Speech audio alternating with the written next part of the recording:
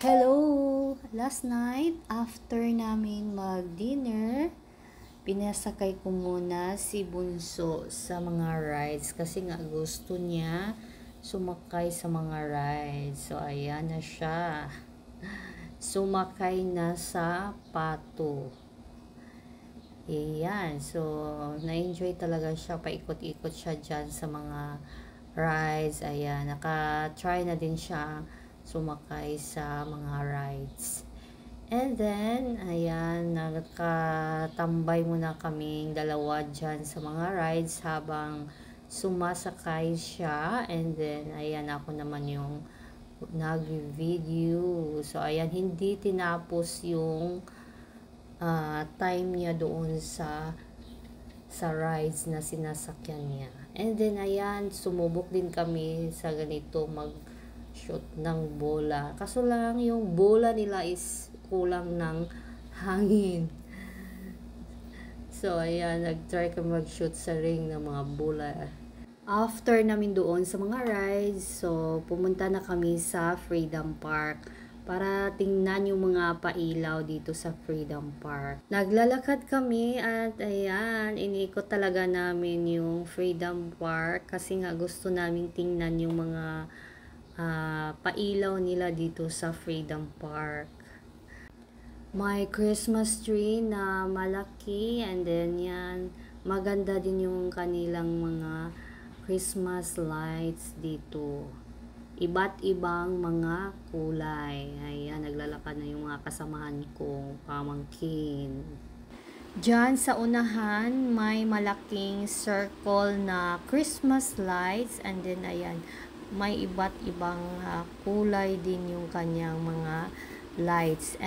Nagstay muna kami saglit, paikot-ikot dito sa Freedom Park and then ayan, papalapit na kami sa may malaking Christmas lights doon sa gitna. Mommy, the bike? Yeah. And why is it shiny? And what That's is the it? Christmas tree. Oh, yes. Right. Why the bike rice? And the field wheel? So, ayan, may mga tao malapit sa gitna talaga kasi yan, madaming mga lights na doon. And then, yan, may mga batang naglalaro. Tapos, sa gitna pala, ayan, may Negros Oriental. And then, may ilaw din yung mga words niya. Ayan na yung circle na Christmas lights. Ayan na. Colorful talaga yung kulay ng kanyang mga ilaw.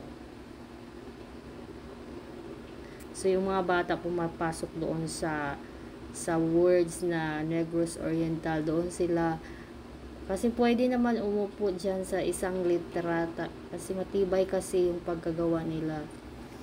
Yung iba naman pumupunta doon sa likuran ng mga words na yan na Negros Oriental.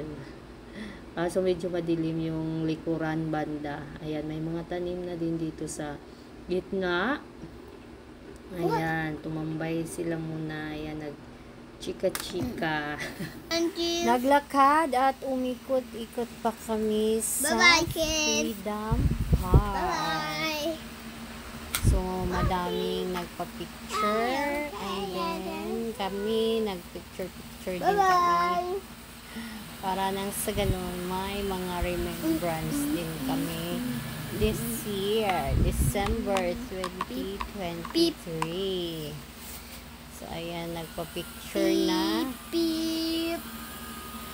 Pinuntahan namin yung Christmas tree sa bandang likuran para nang sa ganun makita talaga namin yung mga Christmas lights doon. Tapos, ayan, papalapit na kami and then may mga Christmas lights na nakalagay sa mga tanim. Yung kulay green, tapos madaming stars naman. Yan, kulay dilaw. So, itong space kasi dito is fountain. Kaso yung fountain nila is naka-off. Hindi umandar yung fountain nila. So, ayan, umikot kami dito sa Christmas tree. So, ayan, ang daming mga stars. And then, pwede ka pumunta dyan sa Christmas tree. Pwede po siya puntahan para malapitan mo talaga. And then, after, ayan, pumunta na kami doon sa bandang unahan para makita naman namin yung ibang mga lights doon. So, ayan na yung kanilang mga lights. Ayan, malapit sa kanilang mga landscape. Naka-landscape na kasi itong sa Freedom Park. Kaya, ayan, maganda na tingnan. May mga tanim na siya. Iba't ibang mga halaman nilagay nila dito. And then, yan, bawat nilagyan nila ng harang para nang sa ganun hindi disturb yung mga pananim na mga halaman nila. Ayan, so paikot pa rin kami dito sa Freedom Park. Palabas na kami after dito sa Freedom Park kasi nga may pupuntahan pa kami ibang lugar. So, yan na yung view dito sa Freedom Park. So, napakaganda talaga ng mga Christmas lights, decorations. Ayan, madami ding mga kabataan na nandito, paikot-ikot din dito at gumala dito sa Freedom Park. Kapag umulan dito sa Freedom Park, hindi na masyado maputi kasi nga bricks na yung dadaanan ng mga tao, yung mga footwalk. Then yan, naka-landscape na din yung mga tanim, and then kompleto na yung mga lights dito. Malapit na kami sa daan. So ayan, makita mo diyan sa daan yan, madami ng mga sasakyan, may series, mga iba't ibang klaseng sasakyan na dumadaan. So, nilapitan ko talaga itong isang decoration nila na ganito. Kasi nga, tinignan ko yung niya, material. So, parang siya, parang made of bamboo. Tapos, nilagyan nila ng madaming Christmas lights. Ang cute kasi tingnan. So, ayan na rin na yung aming mga pictures. Ayan. So, hanggang dito.